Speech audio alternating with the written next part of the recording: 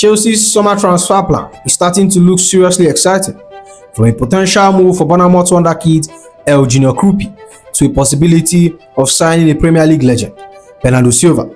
Xabi Alonso reuniting with one of his former players, and why Chelsea absolutely cannot afford to let Marc Cucurella leave this summer. We have a lot to break down, but before we dive into it, if you are new here, welcome to the channel. But if you have been following me for a while, you know drills. Help your boy get to that 10k subscriber mark. Let's dive into it. Alright, let's get into the first order of business. We are talking about a kid who is turning the Premier League into his personal playground right now. Eli Kroupi Jr. The noise around this player is getting deafening, and for good reason. If you have been watching Bournemouth lately, you know he's not just one for the future. He's very much right now. But before I dive into why I'm obsessed with his profile, let's look at the actual report that has got everyone talking. Eli Kroupi Jr. has been scouted by Chelsea. It is thought that Bournemouth could value him around £80 million. He's also an Arsenal target and also has been scouted by Real Madrid. Now, I'll be honest with you, I haven't been tracking Kroupi's every move since he was in France. But you don't need to be a scout to see what he's doing at Bournemouth right now. He's a serious problem for defenders. Even at 19, he plays with a level of composure that makes him look like he has been in this league for years. When you watch us play, we often look like we are missing the link. A player who can actually connect the midfield to the attack. Kroupi is that hybrid. He's basically a creative 10 who has been molded into a mobile, clinical number 9. He's exactly the type of profile that makes a team look fluid rather than stuck. He has this unsavable technique. If he goes on the left, cuts onto the right foot, just start celebrating. He coils it into far corner with a level of consistency that we have been begging for at the bridge for years. And this is the high IQ I love. He doesn't sit on the shoulder of the last defender. He understands the trigger point of opposition build-up and shuts it down before it starts. Now, this is where it gets interesting for us. With Xabi Alonso taking the reins for the 2026-2027 season, we aren't just looking for a poacher, we need a facilitator. Alonso's system at Leverkusen thrived on positional fluidity. You need players who are comfortable when the pitch feels like a crowded elevator. Because Kroupi started as an attacking midfielder, he excels in tight spaces. Whether he plays as a lone striker or one of those inverted 10 we expect to see in a 3-4-2-1, he fits perfectly. He helps us bypass the high press by acting as an extra man in the midfield during the build-up. We have seen our strikers become an island far too often, totally isolated from the rest of the team. Kroupi fixes that. He's a space invader who makes everyone around him 20% better. Look at the start from 2025-2026 season. He's consistent, he's scoring goals against the big boys, City, Arsenal, you name it. In fact, he just broke the record for the most goals scored by a teenager after he rattled the net against Manchester City.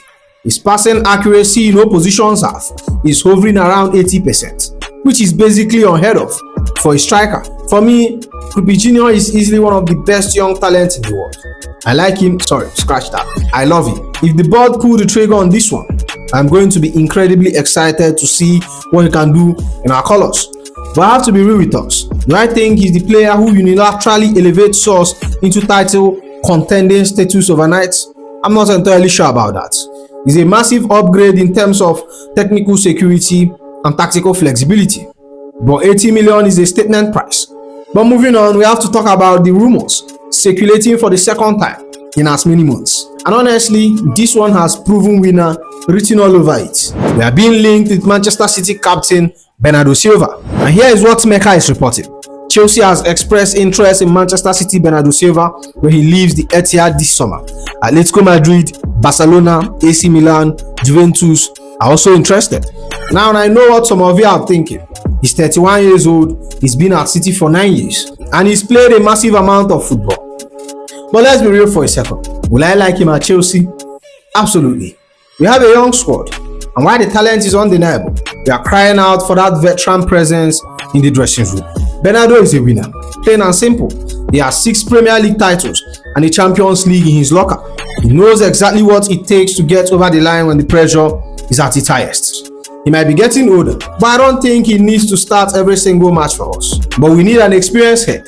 We need a winner who is going to walk into that dressing room, look these younger players in the eye, and say, this is how we are going to do it. This is how it's been done. We see every week how important he is to Manchester City's rhythm and tactical discipline. He's the ultimate Alonso player if you think about it.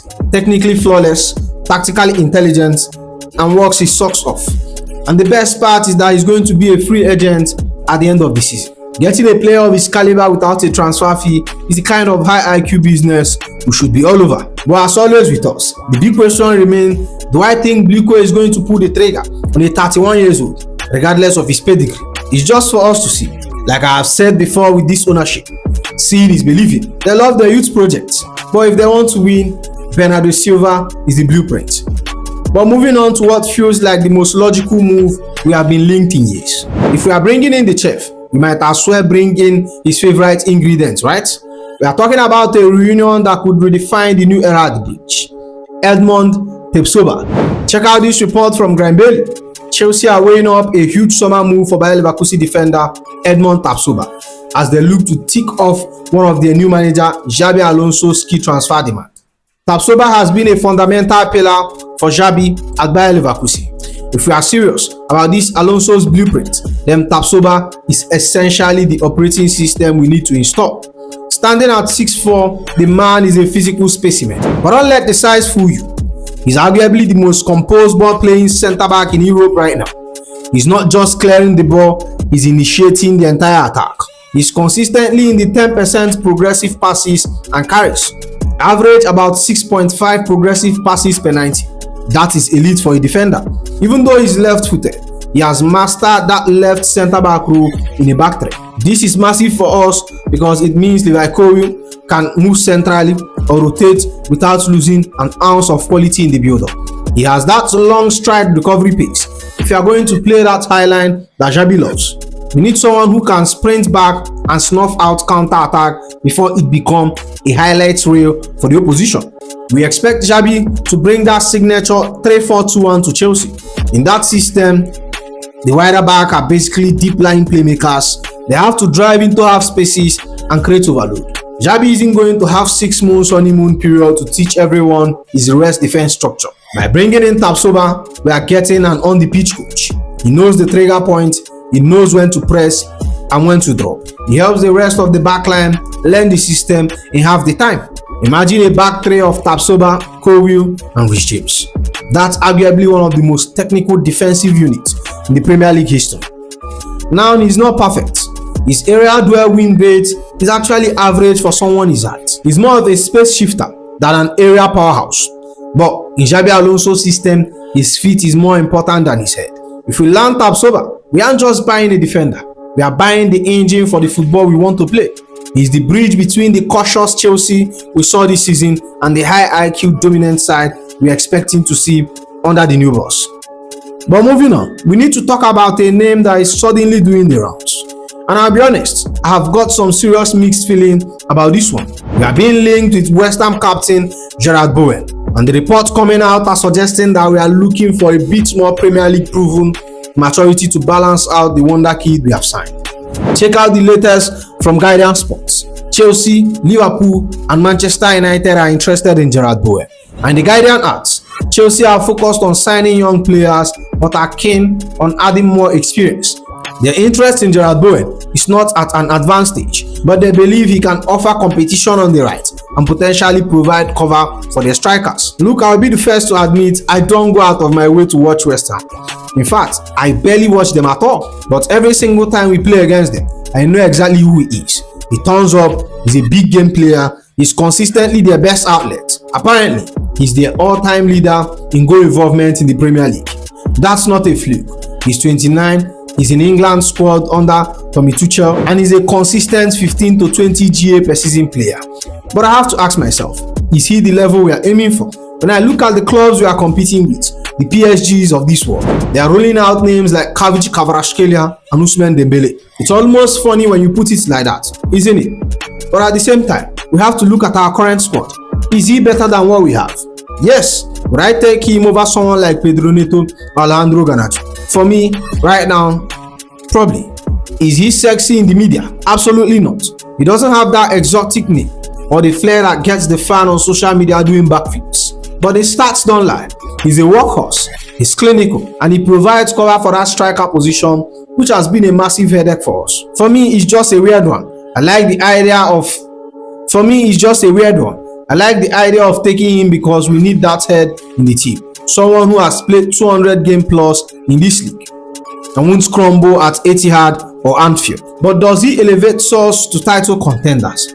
Or is he just a gap filler while we wait for the young players to grow? Honestly, I don't know what to say. The stat says he's a top player who has turned it out season after season. Maybe it's just that he doesn't represent that big name we all crave. But what do you think? Is Gerard Bowen enough to wear the Chelsea shirt? Or should we be looking for something more world class? Let me know in the comment section. And finally, we have to talk about a rumor which I've been doing round this week. And honestly, it's got me scratching my head.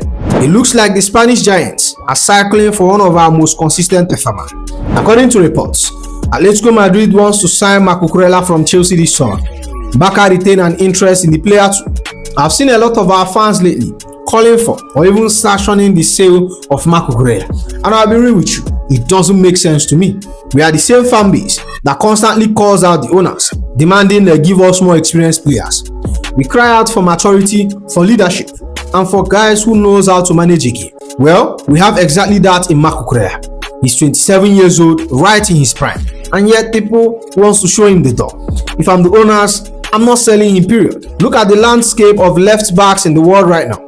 In my opinion, you can only argue that the only left back in the game clearly better than him is Nuno Mendes. Apart from him, I don't think anyone is on Cucurella's level when he's locked in. He's versatile, he's tenacious, and we have seen how he can invert into midfield, dictate play. Under a manager like Xabi Alonso, that kind of flexibility is a gold dust. It's a massive contradiction. We demand experience, then we want to sell the very experience we have in the building. Why would we weaken ourselves just as we are trying to build a winning culture? If I'm the board, Cucurella is going nowhere. He's a fighter, he has proven he can handle the pressure of the bridge, and he's exactly the kind of character we need to keep around these young players. I don't know, maybe I'm seeing it differently, but selling him would be a huge mistake. What do you guys think? Are you in the sell camp, or are you with me on keeping Marc Cucurella at the bridge? Now with that said, that's the end of the video, my friends. Make sure you like, comment and subscribe, and I'll see you in the next one. You go be.